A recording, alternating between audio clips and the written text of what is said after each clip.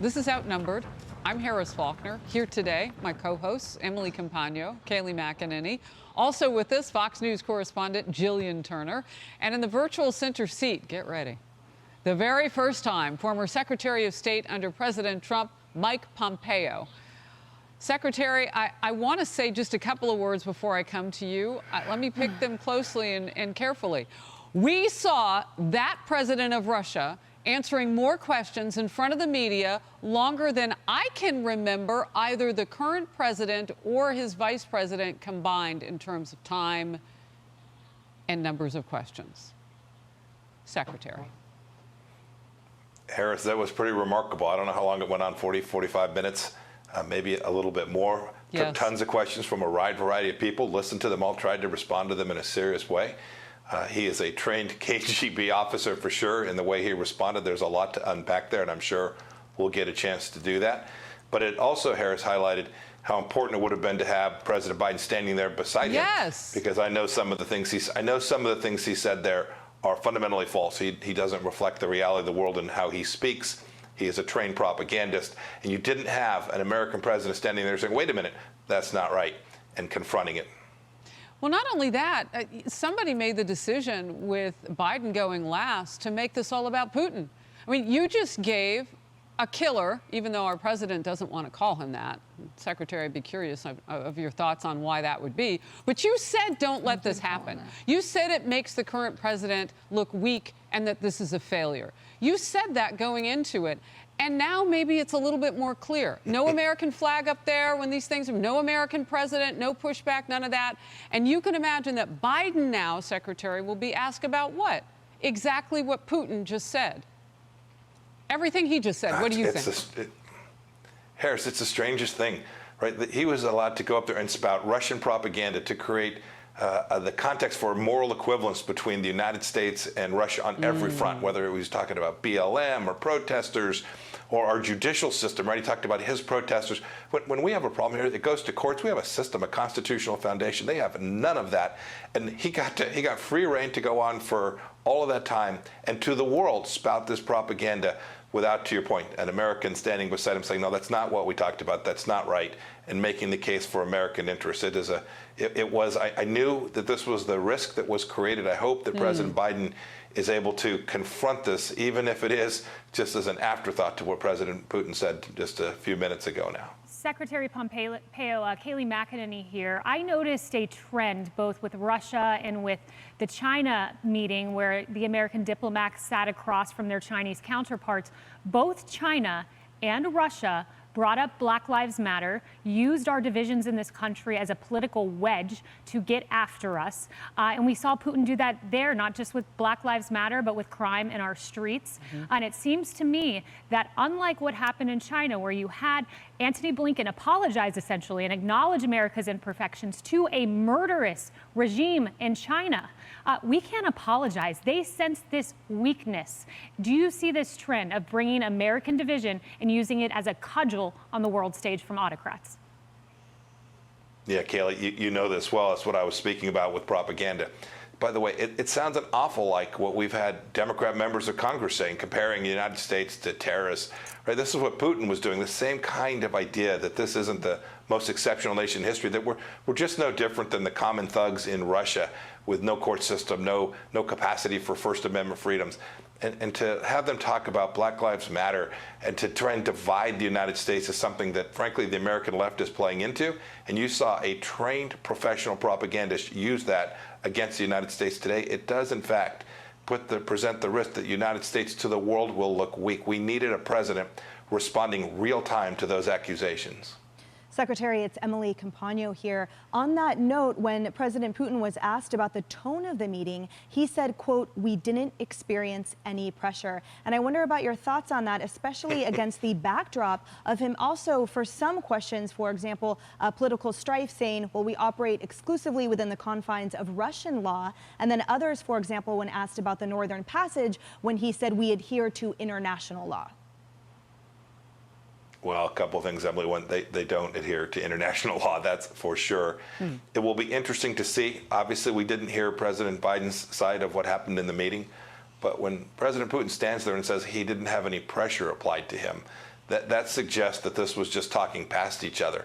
I hope that's not the case. I hope President Biden will have defended American interests strongly. We'll see what he says. But he should have felt pressure. This is a regime that is, in fact, murderous. They've conducted assassination campaigns. They allowed cyber attacks on our country. I heard him say that we've now agreed to talk about this. This is not something that we should be discussing without a clear call out of who the malign actor is here. It's not equivalent between our two countries.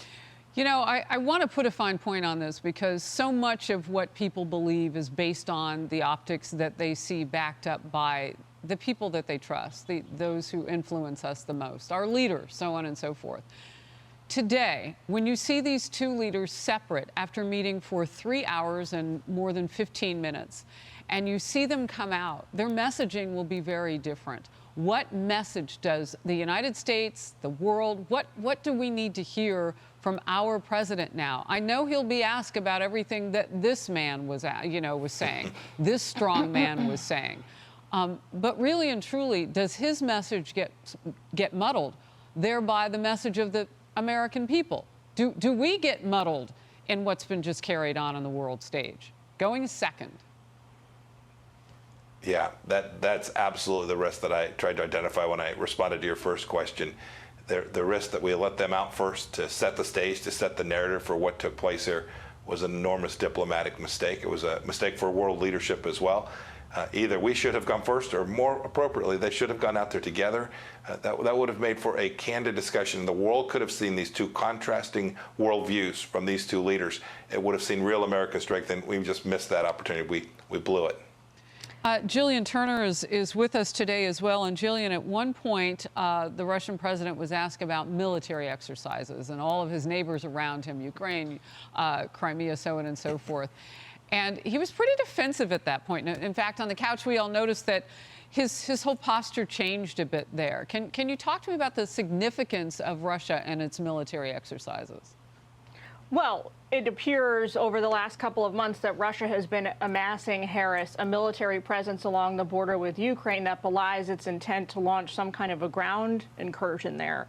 That was one of the things President Biden and Antony Blinken said yesterday they were going to raise as a top-tier agenda item. I want to point out here, Harris, I'm hearing a lot of political criticism of President Biden and not nearly enough right now of Putin. There's a lot more to go after what he just said and the magical thinking and distorted sense of geostrategic reality he just laid out at this press conference. He completely dismissed Russia's cyber warfare against the United States. He said, according to a list he saw from an organization whose name he can't remember, it's actually the United States and Latin America that are the biggest aggressors in cyberspace. He also dismissed the idea that Russia would allow for any kind of political discord similar to what we saw from Black Lives Matter. He also brought up January 6th. He said he hopes that political activism of the type we saw on January 6th, he called it,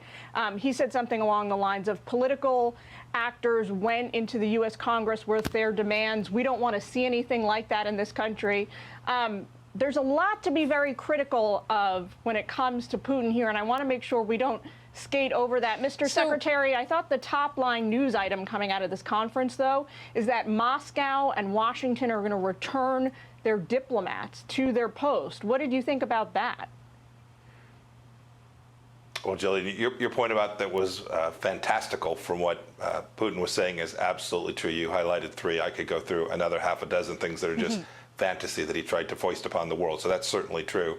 As for returning the diplomats, I don't know what that will ultimately entail. I don't know if they'll all come back. We'll have to wait and see what President Biden says and what they actually agreed to. But your point about things that he said that were newsy, he said we were going to go conduct conversations, engage in discussions about cyber warfare. Yeah. We need to make sure that's on a level playing field. To make the assertion that somehow America is conducting cyber attacks around the world on a scale that he described is just flat out wrong. And then they talked about geostrategic stability talks resuming. You'll recall we were in the middle of those in the fall of 2020. We made real progress, but we were demanding that we include the Chinese in these conversations with their huge nuclear program and their missile program, and Russia flatly refused that. I didn't hear a single mention of China today. I hope President Biden raised this. The relationship between Russia and China is one that is really fraught for the United States, and it is impossible to imagine a discussion about nuclear weapon systems and strategic stability without the Chinese at the table. Well, and when you talk about cyber warfare and the theft of intellectual property and how much they have already done in a virtual world, Secretary Pompeo, I mean, it's inconceivable that China's name didn't come up. I also thought a huge omission, and it might have just been the questions from the reporting corps too, no mention of Iran today. And I'm hoping that when we see President Biden, by the way, we've just been told that we are getting close to that news conference now with President Biden, and when we say close, we mean just moments away. So I just want to bring that up in case we have to cut out of here to go straight to that. But with regard to Iran, Secretary Pompeo, what is something that you would want President Biden to be able to answer now that maybe we haven't even been able to ask him yet? Well, you're right. You're right about Iran not coming up. It could just be the questions. Remember, the Russians have now committed to providing a satellite system to the Iranians to put American ships and sailors and soldiers at real risk. I hope the president confronted him about that and made clear that would be something that was unacceptable.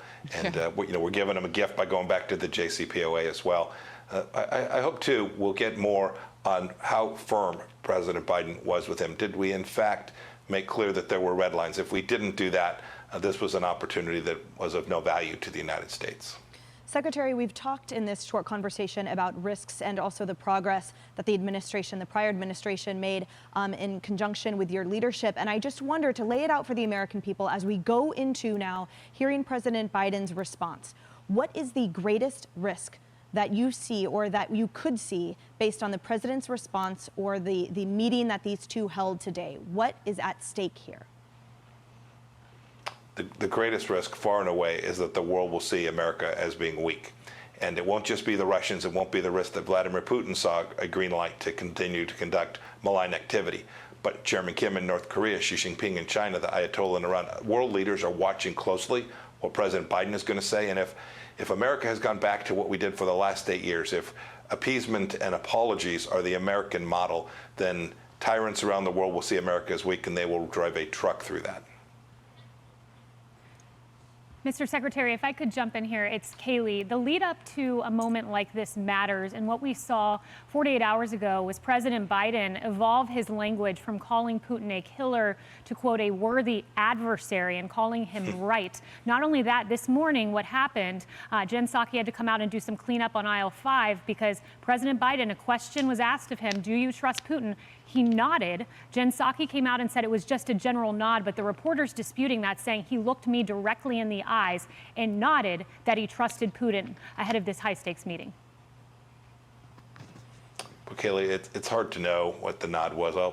President Biden ought to be asked about that. I assume he doesn't trust the Russians. I'll give him that much.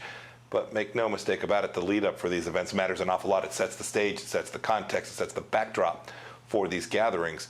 And the context for this was, right, we are destroying the American energy system, the American energy independence, giving Vladimir Putin a free run to sell their products around the world.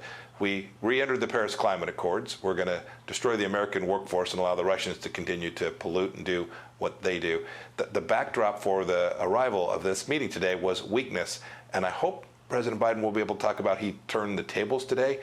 I'm not optimistic, but we all want America to be successful. I hope he was able to do that, and I hope we'll hear that from him when he speaks in a few minutes. Yeah, you know, something that you just said, Secretary, and you too, Kaylee, the lead-up is so important. So today's lead-up will be a meeting that we couldn't see, and a man who just had a bigger world stage than he would ever get, because normally when Russian citizens see Vladimir Putin, it's through a news agency that's run by their government. I mean, unfettered access to a wide open press, that is the lead up to our President Biden, who has yet to give us that much unfettered access to a wide open press, nor his vice president, and the time and the high stakes manner is today. I just say all of that. Jillian, I come to you. I know you have a question for the Secretary.